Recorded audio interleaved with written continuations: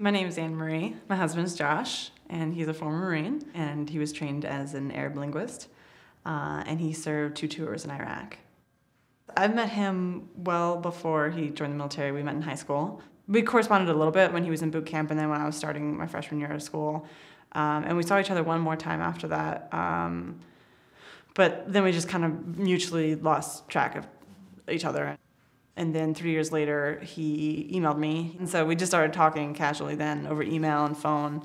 And then that was like November 2002-ish until January 2003. And then that's when he got sent over initially to go to Kuwait and then Iraq. And then as kind of the world developed, or as I got more a sense from the news and what was going on that he was in a bad situation, that I definitely became very concerned. And just the communication was not that good. He couldn't talk or get on the email or phone that much, so it was just like not knowing was pretty frightening. The best way I was dealing with it was writing him letters. There was just something about that I felt like I was connecting with him, even if it took weeks for him to get it. And then my dad was in the Air Force, so my mom was a good source for that too. He would tell me stories, but they would be pretty lighthearted about things he was doing with his friends. Nothing in the letters was revealing any pain or things that he was going through. It was pretty friendly and just giving me the idea that he was doing okay.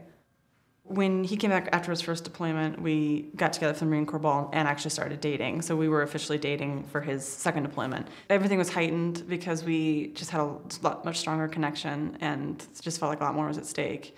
The communication was better. He could call. An email was better. He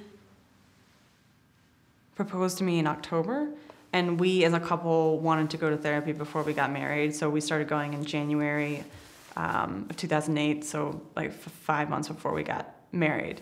And in that therapy that we went to, he started processing with the therapist a little bit more of things that I didn't realize that he was thinking. When we went to our honeymoon, we went to Costa Rica. When he first came to the country, and he just had this sense of it being foreign and that he kind of just went into a little bit of a shutdown mode. He just kind of kept to himself more, did a lot of reading. I think that was a coping skill. And that he just felt, like self-described, that he was in a funk.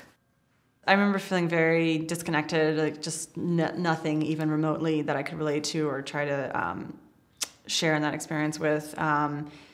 And just really being at a loss for words because I'm not sure how to process that or what he wanted to talk about, and kind of taking the stance that if he wanted to talk, that I would just be there to listen. I've never seen him cry before, and there was one couples therapy that he did open up and cry, and that was, I think, pretty big moment for him. I think he was a little skeptical at first, but I do think that going to the VA helped to kind of just make that transition happen. He loves school, and I know he really is interested in being in the academics for life and being a professor, so it'll be nice to finally see that all come to fruition. I think that these men and women have made huge sacrifices, that they should take advantage of every resource that's given to them and have no regrets or no shame about it.